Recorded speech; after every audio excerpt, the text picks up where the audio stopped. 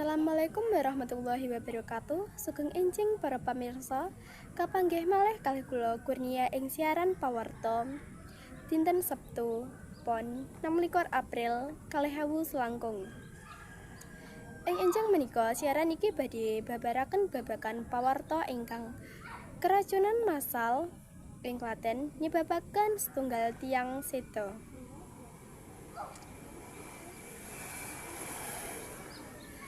Salah satunggaling warga desa Karangturi, Kecamatan Gantiwarna, Kabupaten Klaten, Jawa Tengah, kapanggih seda sawise ngraosaken gejala keracunan ing acara Halal Bihalal dinten 1/12 April 2020.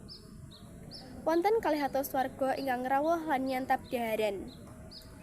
Kalebet jajanan ringan saha sekoteng utawa nasi kotak nalika pagelaran wayang kulit. Gejala keracunan dipun raos warga nalika enjing dinten Minggu 13 April watara tabuh 6-3 enjing. Miturut AKP Nyoto Kasihmas Polres Klaten wonten 133 warga ngraosaken muntah, diare, saha demam. Saking punika 28 warga kedah dirujuk dhateng rumah sakit. Satunggal tiyang seda sanadyan sampun keparingan perawatan intensif. Pemerintah Kabupaten Klaten ingkang dipun pimpin Bupati Hamenang Wajar Ismoyo netepaken status kejadian luar biasa utawa KLB tumrap kedadosan punika.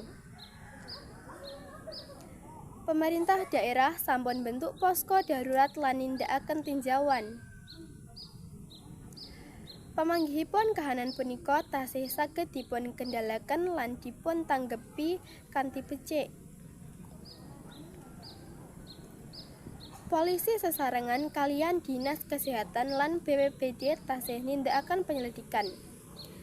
Kalebet uji laboratorium dhateng sampel dhaharan sisa acara. Cekap semanten pawarta ingkang saged kula aturaken. Kula Kurnia Ayu Ramandhani ngaturaken menawi wonten kelepatan nyuwun pangapunten. Matur suwun. Wassalamualaikum warahmatullahi wabarakatuh.